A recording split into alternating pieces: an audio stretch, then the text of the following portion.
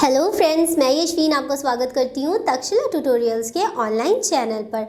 दोस्तों, आज हमारा होगा चैप्टर 6 जिसमें लेक्चर होगा हमारा 6.1। चैप्टर 5 हमने कंप्लीट कर लिया था अपनी प्रीवियस लेक्चर में, तो आज से हम पढ़ेंगे चैप्टर 6 के बारे में। हमारे चैप्टर 6 का नाम है वंशागति के आणविक सिद्धांत, मतलब इसको इंग्लिश में कहते हैं मॉलिक्यूलर बेसिस ऑफ इनहेरिटेंस। अब दोस्तों, ये वाला जो चैप्टर है ये पिछले चैप्टर से ही रिलेट करता है। रिलेट कैसे करता है? पिछले चैप्टर में हमने वंशागति के सारे सिद्धांत पढ़े थे, मेंडल्स लॉ पढ़े थे, और जो उसका बेस था वो क्या था? हमने काफ़ी बार आपको डीएनए का नाम बताया था, जीन, जो कि हमने पूरे चैप्टर में किसके बारे में पढ़ा? जीन ही के तो बारे में पढ़ा, लेकिन हमने उसे आपको क्या बताया था कि वो कहाँ पे मिलता है? डीएनए पे मिलता है। डीएनए क्या होते हैं? क्रोमोसोम होते हैं। तो ऐसा ये हमने सिर्फ आपको उस वक्त बताया था, लेकिन हमने आपको ये नहीं बताया था कि डीएनए क्या होता है, कहाँ मिलता है, किन चीज़ों से मिलके बना होता है। ये सब हमने कुछ उस चैप्टर में नहीं पढ़ा था। वो इसलिए नहीं पढ़ा था क्योंकि वो सब के बारे में हमें चैप्टर 6 में पढ़ना होगा। तो दोस्तों, इस चैप्टर की मेन बात, खास बात, सारी बात, जितनी बातें हम करेंगे वो सब डीएनए पे बेस होगी। ठीक, डीएनए क्या होता है, वो कैसे बनता है, किस तरीके से सिंथेसाइज होता है, ये सब कुछ हमें पढ़ना होगा इस चैप्टर में। तो दोस्तों, शुरू करते हैं अपना चैप्टर नंबर 6, और आज का हमारा लेक्चर क्या है? 6.1। तो दोस्तों, सबसे शुरुआती बात करें, बिल्कुल बेसिक, अगर सबसे बेसिक बात करें तो आता है न्यूक्लिक अम्ल। अगर हम ढूंढें कि डीएनए हमें कहाँ मिलेगा, तो डीएनए आपको जैसे पता ही होगा कि कहाँ मिलेगा? एनिमल सेल में मिलेगा। एनिमल सेल में भी वो कहाँ मिलेगा? तो कोई बात नहीं, अभी हम आपको बताएंगे एक एक करके। सजीवों में 2 प्रकार के न्यूक्लिक अम्ल मिलते हैं। अब देखिए, बायोलॉजी में एक बात बहुत अच्छी है कि नाम, अगर आपने ध्यान से नाम को पढ़ा है तो आपको कुछ कुछ चीज़ें रिलेट करती हुई मिल ही जाएंगी। मतलब आप उसके नाम से ही जान सकते हैं कि वो चीज़ होगी क्या। बस आपको थोड़ा सा दिमाग लगाने की ज़रूरत है, थोड़ा सा उसे समझने की ज़रूरत है। अब देखिए, यहाँ पे लिखा है न्यूक्लिक अम्ल। ठीक, न्यूक्लिक अम्ल, इसको इंग्लिश में न्यूक्लिक एसिड बोलते हैं। इंग्लिश में इसका नाम सेम रहता है, बस अम्ल का क्या हो जाता है? एसिड हो जाता है। ठीक, न्यूक्लिक अम्ल। अब देखिए, न्यूक्लिक और न्यूक्लियस या केंद्रक थोड़ा रिलेट करता हुआ है ना। न्यूक्लियस और न्यूक्लिक, ये दोनों नाम सिमिलर है। न्यूक्लिक अम्ल वो अम्ल होते हैं जो न्यूक्लियस में मिलते हैं। देखिए, न्यूक्लियस को हिंदी में क्या बोलते हैं? केंद्रक। इस प्रकार की कुछ एनिमल सेल होती है। ठीक, ये क्या है? Animal cell. एनिमल सेल को हिंदी में क्या कहेंगे? जंतु कोशिका। ठीक, इसके बीच में एक गोल गोल सी संरचना हमें देखने को मिलती है, इसको बोलते हैं न्यूक्लियस। ठीक, ये क्या है? न्यूक्लियस है। न्यूक्लियस को हिंदी में दोस्तों कहते हैं केंद्रक। बिल्कुल सेंटर पार्ट में होता है। और देखिए, यहाँ पे नाम क्या है? Nucleic acid. तो न्यूक्लिक एसिड हमें कहाँ मिलेगा? न्यूक्लियस में मिलेगा। ठीक, ऐसे भी आप याद कर सकते हैं। फिर न्यूक्लिक अम्ल मिलते हैं, कहाँ मिला न्यूक्लिक अम्ल? न्यूक्लिक अम्ल हमें कहाँ मिला? न्यूक्लियस में मिला। ठीक, केंद्रक में मिला। न्यूक्लिक अम्ल मिलते हैं, पहला है डीऑक्सी राइबो न्यूक्लिक अम्ल। ठीक, it's also known as DNA. क्या नाम है इसका? डीएनए। अब ऐसा भी कह सकते हैं कि डीएनए का फुल फॉर्म क्या होता है? Deoxy ribo nucleic acid. और दूसरा हमारा है राइबो न्यूक्लिक एसिड। अब देखिए दोस्तों, डीएनए का, ठीक, ये डीएनए है, डीएनए का फुल फॉर्म क्या होता है? डीऑक्सी। ठीक, डी का है डीऑक्सी और आगे हुआ राइबो। ठीक, अभी इन सब का हम आपको नाम बताएंगे, इन सब के मतलब क्या है। फिर हो गया न्यूक्लिक और फिर हो गया एसिड। आप चाहे तो हिंदी में लिख सकते हो, कोई बात नहीं। D stands for deoxyribo, N stands for nucleic, A for acid। अब देखिए, डीऑक्सी का मतलब होता है कि इसमें एक ऑक्सीजन की कमी है। डी मतलब होता है निकल जाना, ऑक्सी मतलब सिंपल सी बात है, केमिस्ट्री भी आप लोग पढ़ते हैं। ऑक्सी मतलब क्या होता है? ऑक्सीजन होता है। राइबो, राइबो के बारे में अभी आपको हम विस्तार से समझाएंगे। राइबो का मतलब यहाँ पे है कि इसमें राइबोस शुगर मिलती है, ठीक। इसका मतलब हो गया कि ये एक शर्करा है, जिसके बारे में अभी हम थोड़ी देर बाद बात करेंगे। फिर देखिए, नाम जाना पहचाना एक नाम आया, न्यूक्लिक एसिड। तो न्यूक्लिक एसिड बिकॉज डीएनए हमें कहाँ मिलता है, न्यूक्लियस में मिलता है, इसी वजह से इसके आगे हमने क्या नाम लगा दिया कि ये क्या है, एक न्यूक्लिक एसिड है। फिर दूसरा नाम है ribo nucleic acid, ribo nucleic acid, ठीक। ये क्या है, RNA, सिमिलर है ना, आर राइबो मतलब जो शुगर इसमें मिलेगी वही शुगर इसमें भी मिलती है दोनों सिमिलर, बस दोनों में सिर्फ एक चीज की, एक ऑक्सीजन की कमी होती है। इसमें ऑक्सीजन एक कम होता है और इसमें ऑक्सीजन एक ज्यादा होता है, जिस वजह से इसका नाम डीऑक्सीराइबोन्यूक्लिक एसिड है और इसका नाम राइबोन्यूक्लिक एसिड है। राइबो वही शुगर और nucleic acid because they are found in nucleus, इस वजह से इनको क्या कहते हैं, न्यूक्लिक एसिड कहते हैं, क्योंकि ये न्यूक्लियस में मिलते हैं, इस वजह से इन्हें क्या कहते हैं, न्यूक्लिक एसिड कहते हैं। तो दोस्तों यहाँ तक कि हमने आपको बता दिया, ये ऊपर वाला डीऑक्सीराइबोन्यूक्लिक एसिड ये डीएनए है और ये है राइबोन्यूक्लिक एसिड, ये क्या है, RNA। ये हो गया हिंदी में नाम और ये हो गया इंग्लिश में नाम। अब जो सा चाहे वो सा लिख लीजिए।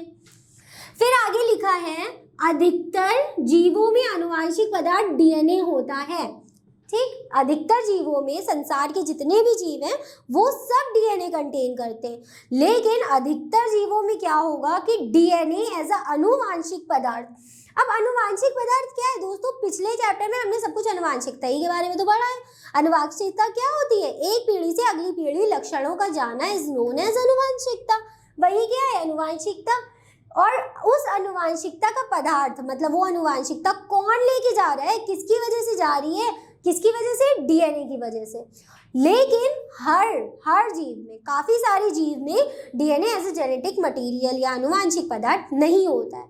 बहुत सारे ऐसे विषाणु हैं, कुछ विषाणु ऐसे हैं जिनमें RNA, ठीक, RNA आनुवांशिक पदार्थ के रूप में मिलता है।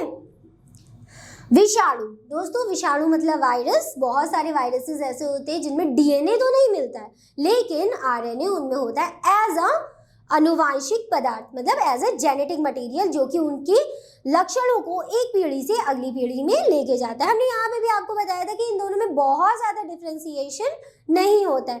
क्या क्या अंतर होता है इनमें, ये अभी हम आपको थोड़ी देर बाद बताएंगे। तो दोस्तों यहाँ तक कि हमने पढ़ लिया। अब हम आपको ये बताएंगे कि डीएनए एग्जैक्टली हमें मिलता कहाँ है। तो सबसे पहले न्यूक्लियस है, ठीक। न्यूक्लियस के अंदर हमें क्रोमोसोम देखने को मिलता है। चलिए क्रोमोसोम को बाहर निकाल ले। हमने ये बात आपको प्रीवियस लेक्चर्स में बताई है। क्रोमोसोम किसके बने होते हैं, डीएनए के ही बने होते हैं। क्रोमोसोम के अंदर हमें क्या देखने को मिलता है, डीएनए। और हमने आपको ये भी बताया था कि डीएनए पर क्या होते हैं, जीन होते हैं। जीन क्या होते हैं, जीन कैरेक्टर रिप्रेजेंटर होते हैं। जीन हमारे लक्षणों को व्यक्त करते हैं। क्यों, जिस प्रकार से जीन प्रोटीन बनाते हैं हमारे लक्षण कैसे होते हैं, उसी प्रकार से होते हैं। जब जीन अच्छी प्रोटीन बनाते हैं तो हमारे लक्षण अच्छे होते हैं। अगर जीन कोई खराब प्रोटीन बना देते हैं या कोई उल्टी सीधी प्रोटीन बन जाती है तो क्या होता है, हमारे लक्षणों में चेंज आ जाते हैं या हमें कोई बीमारी टाइप की हो जाती है। तो इट डिपेंड्स ऑन जीन। ये सब किस पे डिपेंड करता है, जीन पे डिपेंड करता है। जीन हमें कहाँ मिलेंगे, डीएनए पे। और अब हमें सब पूरा किसके बारे में पढ़ना है, सब कुछ डीएनए के बारे में पढ़ना है। डीएनए क्या होता है, कैसे होता है, डीएनए के बारे में भी पढ़ेंगे और आरएनए के बारे में भी पढ़ेंगे। लेकिन हमारी शुरुआत किससे होगी, डीएनए से। तो चलिए दोस्तों, पूरा विस्तार से हम किसे पढ़ेंगे, डीएनए को। लेकिन डीएनए को पढ़ने से पहले हमें उसके कुछ पॉइंट्स या कुछ उसकी जो टर्मिनोलॉजी टाइप की होती है कि उसमें क्या क्या चीज़ें हमें मिलती हैं वो देखते हैं। तो चलिए दोस्तों, अब हमारा नेक्स्ट टॉपिक होगा डीएनए, मतलब डीऑक्सीराइबोन्यूक्लिक एसिड। दोस्तों अब हम पढ़ेंगे डीएनए के बारे में। डीएनए क्या होता है, डीएनए डीऑक्सीराइबोन्यूक्लियोटाइड्स। न्यूक्लियोटाइड्स एक नया नाम यहाँ पे आया है, का एक लंबा बहुलक है। न्यूक्लियोटाइड्स क्या होते हैं, न्यूक्लियोटाइड्स 3 चीजों से मिलके बने हैं, वो हम आपको इस टॉपिक में पढ़ाएंगे। डीऑक्सीराइबो न्यूक्लियोटाइड से मिलकर एक लंबा बहुलक है। अब इसमें भी क्या होते हैं, 3 घटक होते हैं।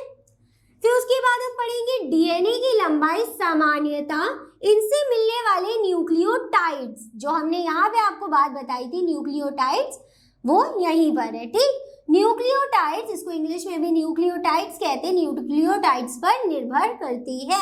अब ये न्यूक्लियोटाइड्स क्या है, देखिए डीएनए का स्ट्रक्चर कुछ इस प्रकार से होता है ना दोस्तों, इसका एक ये स्ट्रैंड होता है और एक ये वाला स्ट्रैंड होता है। ठीक, इन्हीं स्ट्रैंड पे क्या होते हैं, न्यूक्लियोटाइड्स होते हैं, या ये आप ऐसे भी कह सकते हैं कि ये जो पूरा स्ट्रैंड है ये न्यूक्लियोटाइड्स का बना होता है, और न्यूक्लियोटाइड्स 3 घटकों से मिलके बने होते हैं। अब देखिए इसमें हम क्या पढ़ेंगे, इसके 3 घटक होते हैं, मतलब अब हम पढ़ेंगे पॉलीन्यूक्लियोटाइड श्रृंखला की संरचना। श्रृंखला दोस्तों, श्रृंखला मतलब होता है एक चेन, मतलब जो बहुत सारी चीजों से मिलके जुड़ के बनी होती है।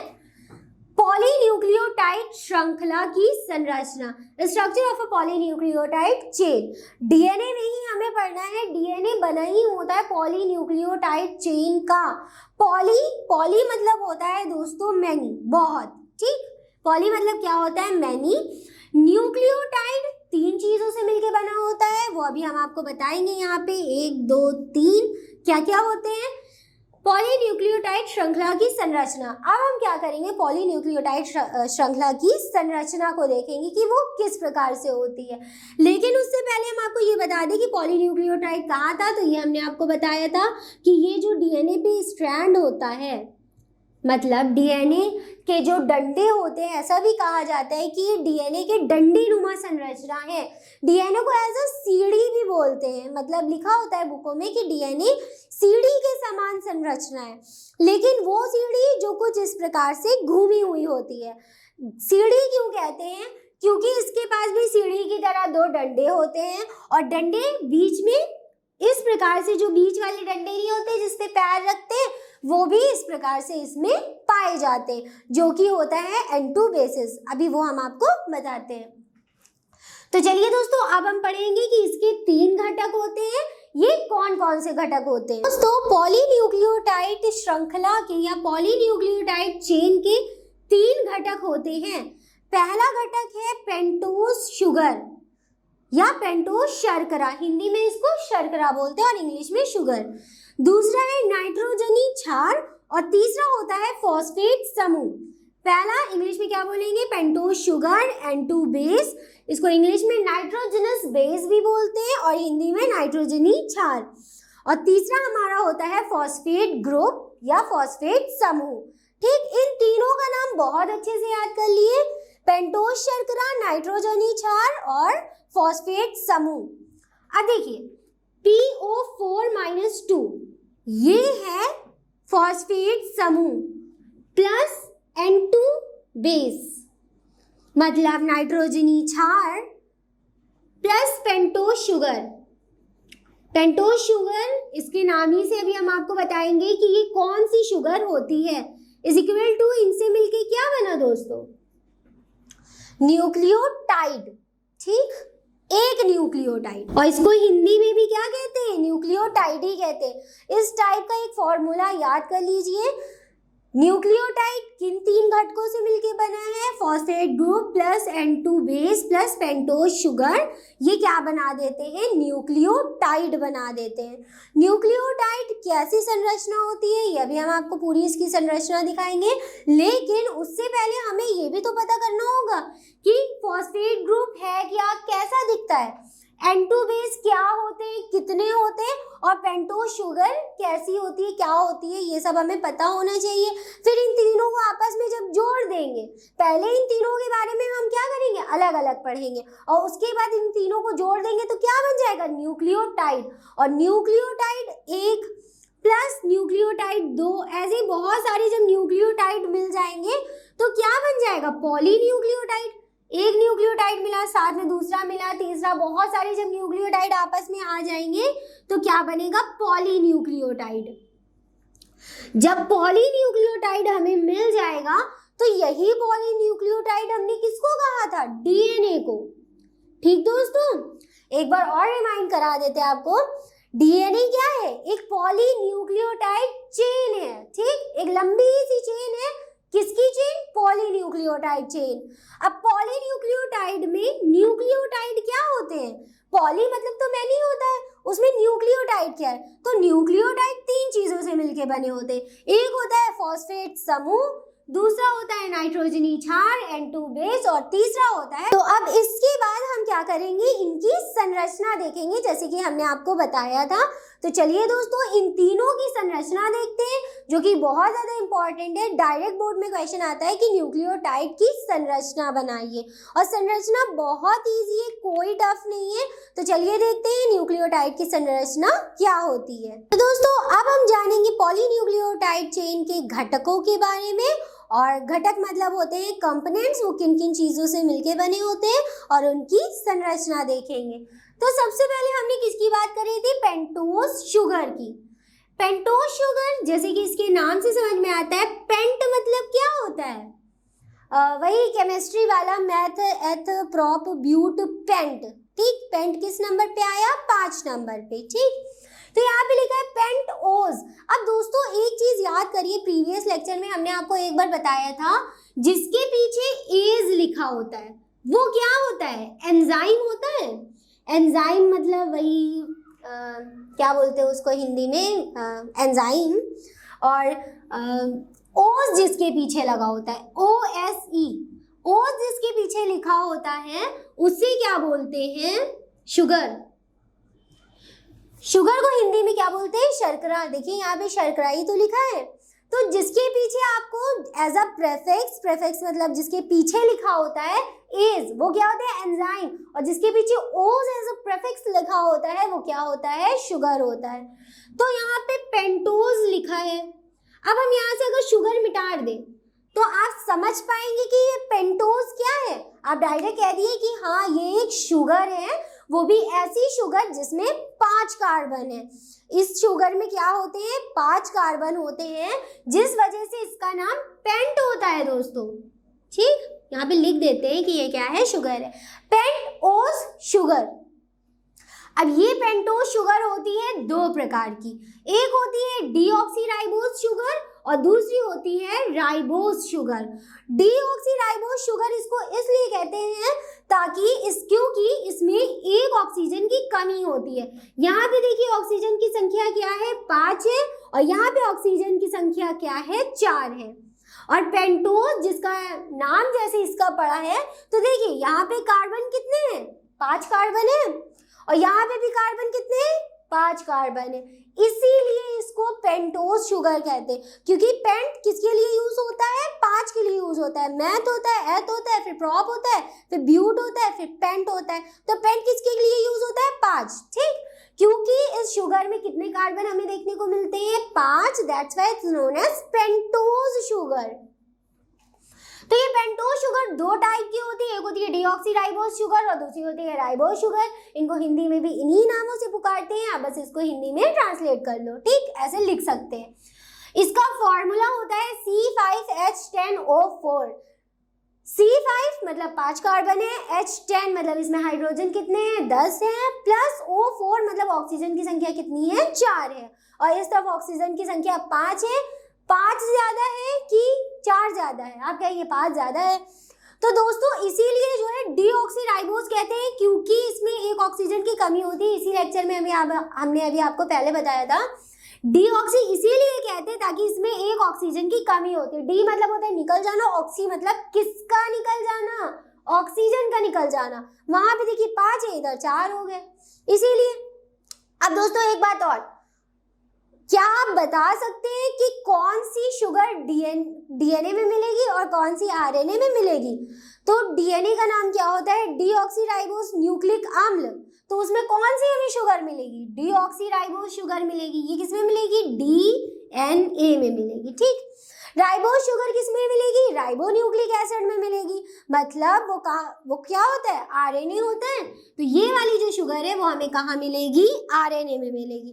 तो इस प्रकार से हम एक डिफरेंशिएशन बिटवीन डीएनए और आरएनए ये भी कर सकते हैं कि इसमें एक ऑक्सीजन की कमी होती है और इसमें वही ऑक्सीजन फुलफिल होता है, एक ऑक्सीजन ज्यादा होता है। ये हो गई किसकी बात, पेंटोज शुगर की। और पेंटोज शुगर का स्ट्रक्चर कुछ इस प्रकार से बनता है, ठीक, इस प्रकार से होता है पेंटोज शुगर का स्ट्रक्चर, क्योंकि इसमें कितने कार्बन होते हैं, 5 कार्बन होते हैं। फिर दोस्तों ये हो गया स्ट्रक्चर उसका, किसका, पेंटोज शुगर का। अब हमारा आएगा N2 बेस। 3 घटक थे, तीनों घटक के नाम बहुत अच्छे से याद कर लीजिए। दूसरा क्या है, नाइट्रोजनी क्षार, also known as N2 base, English में इसको नाइट्रोजनस बेस भी कहते हैं। नाइट्रोजनी क्षार की संरचना 2 प्रकार से होती है, जैसे इसमें 2 प्रकार है वैसे इसमें भी 2 प्रकार है। संरचना के आधार पर यह 2 प्रकार के होते हैं। पहला का नाम है पाइरिमिडीन और दूसरे का नाम है प्यूरिन्स। अब जो भी जैसे भी नाम है यही नाम है, टफ है लेकिन क्या करें यही नाम है। पाइरिमिडीन, पाइरिमिडीन के अंदर हमें 3 सब टाइटल्स देखने को मिलते हैं। पहला है साइटोसिन, दूसरा है यूरेसिल और तीसरा है थाइमिन। फिर प्यूरिन्स में भी 2 घटक होते हैं, एडेनिन और गुआनिन। इसका जो स्ट्रक्चर होता है वो कुछ बेंजीन टाइप का होता है, कुछ इस प्रकार का स्ट्रक्चर होता है, ठीक। ये होता है पाइरिमिडीन का स्ट्रक्चर और प्यूरिन का स्ट्रक्चर भी कुछ इसी प्रकार से होता है, इस प्रकार से, ठीक। अभी ये जब हम आपको स्ट्रक्चर पूरे कंफर्म करके दिखाएंगे जोड़ के, तब आप उसमें देख लीजिएगा। कुछ बेंजीन प्रकार का इसका स्ट्रक्चर होता है। तो 2 हमारे हो गए पाइरिमिडीन। एक बार और बता देते हैं, पाइरिमिडीन में क्या क्या है, साइटोसिन, यूरेसिल और थाइमिन।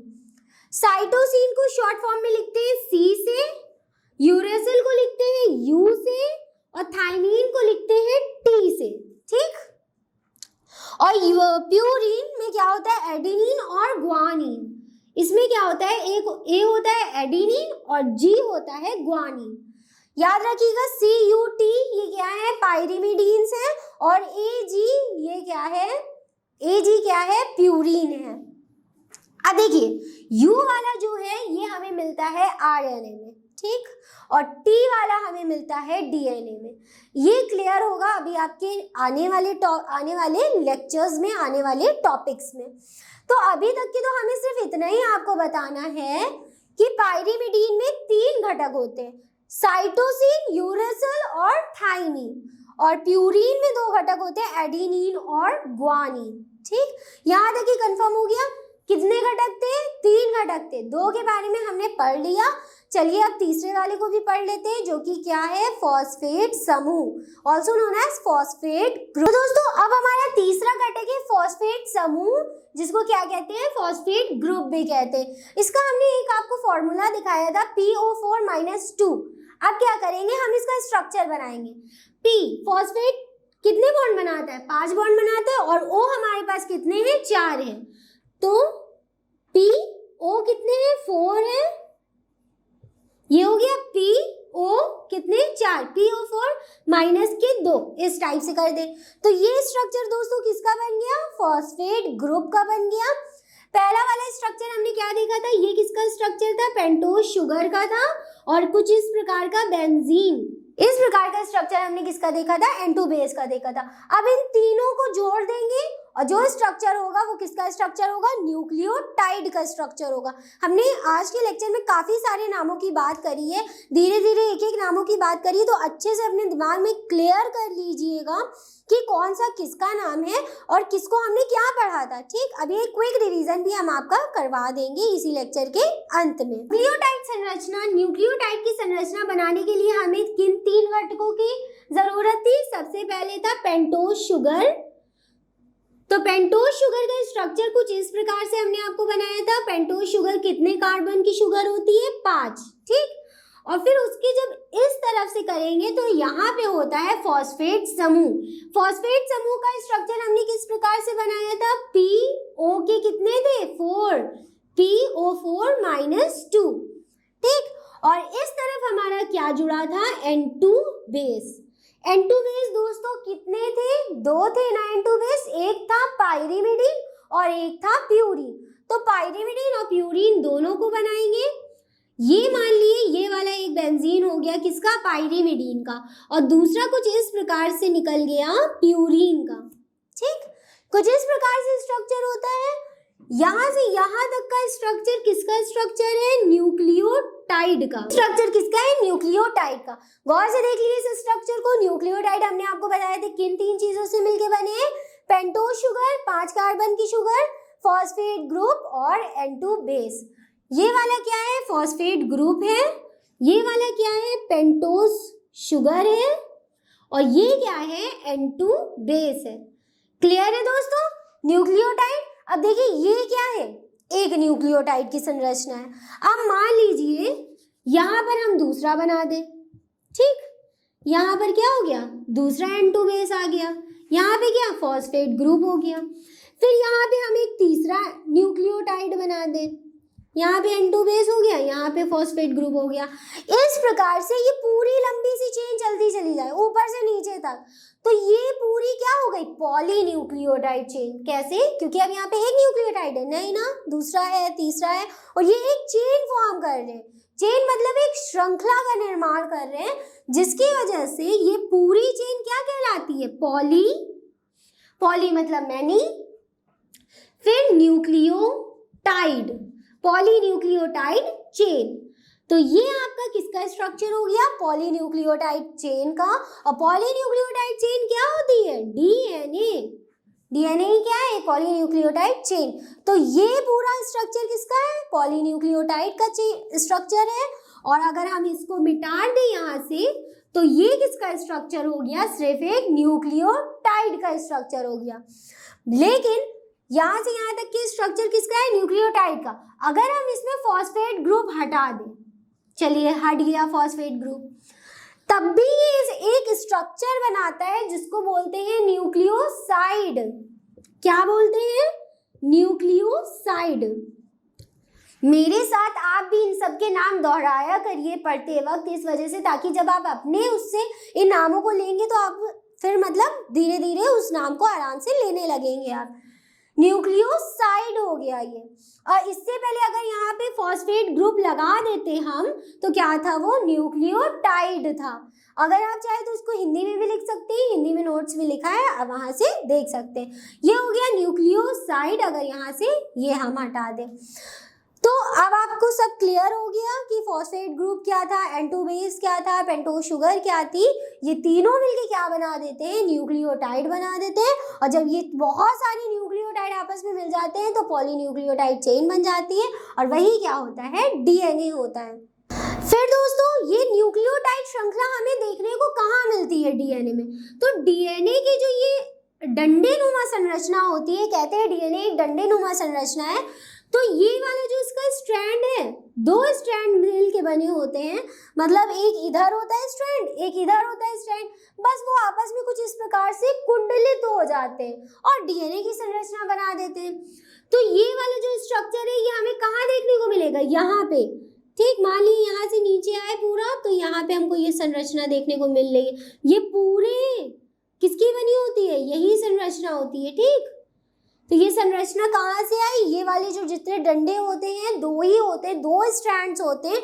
ये दोनों स्ट्रैंड्स किसके बने होते हैं, न्यूक्लियोटाइड के बने होते हैं। और ये न्यूक्लियोटाइड जब बहुत ज़्यादा आपस में मिल जाती है तो पॉलीन्यूक्लियोटाइड बन जाती है, और जब ये एक चेन फॉर्म कर देती है तो वही होता है डीएनए। ये वाली जो चेन होती है ये सीधी होती है, ठीक, ये कुछ इस प्रकार से होती है, और ये पूरी इसी की बनी होती है, और ये वाली भी चेन इसी की ही बनी होती है। तो दोस्तों आज के लेक्चर में हमने क्या क्या पढ़ा, डीएनए क्या होता है, DNA is a polynucleotide chain. Polynucleotide chain में न्यूक्लियोटाइड क्या होते हैं, किन चीज़ों से मिलके बने होते हैं, 3 चीज़ों से मिलके बने होते हैं। नाम लीजिए उन सबका, पेंटोज शुगर कहिए, फिर N2 बेस, नाइट्रोजनी क्षार बताइए, फिर फॉस्फेट ग्रुप। ये तीनों उसका स्ट्रक्चर होता है, ठीक। ये होता है किसका स्ट्रक्चर, पॉलीन्यूक्लियोटाइड चेन। ये किसका स्ट्रक्चर हो गया, न्यूक्लियोटाइड का। ये साइड का नहीं रहा, ये क्या हुआ, न्यूक्लियोटाइड। न्यूक्लियोसाइड कब होता है, जब इसमें फॉस्फेट का ग्रुप हट जाता है। तो दोस्तों यहाँ पे हमारा लेक्चर कंप्लीट हुआ। आज के लेक्चर में हमने डीएनए के बारे में पढ़ा और लेक्चर 6.2 में जो हमारा आने वाला लेक्चर होगा उसमें भी हम डीएनए के बारे में ही पढ़ेंगे और पूरा डीएनए के बारे में पढ़ेंगे। अभी तो हमने सिर्फ इतना पढ़ा कि डीएनए किसका बना होता है, पॉलीन्यूक्लियोटाइड चेन का बना होता है और पॉलीन्यूक्लियोटाइड चेन क्या होती है। लेकिन अब हम पढ़ेंगे कि इसके अंदर और घटक, जैसे अभी हमने N2 बेस के बारे में आपको बताया, तो N2 बेस के बारे में अभी हमने आपको ये नहीं बताया कि साइटोसिन, यूरेसिल और थाइमिन, एडेनिन, ग्वानिन क्या होते हैं, कैसे दिखते हैं, कहाँ मिलते हैं, ये सब नहीं बताया। ये सब हम बताएंगे आपको हमारे आने वाले लेक्चर में, मतलब 6.2 में। उसमें हम पूरा पढ़ेंगे डीएनए के बारे में। तो चलिए दोस्तों, आज का लेक्चर हमारा यहीं पे ख़त्म होता है। इस लेक्चर से रिलेटेड सारे नोट्स आपको नीचे डिस्क्रिप्शन बॉक्स में मिल जाएंगे। फिर भी अगर आपका इस लेक्चर से रिलेटेड कोई डाउट है तो आप हमें कांटेक्ट करके ज़रूर पूछें, क्योंकि ये डीएनए बहुत ज़्यादा इम्पॉर्टेंट होता है। तो दोस्तों आज के लिए बस इतना ही, मिलते हैं अपनी नेक्स्ट क्लास में। Thank you.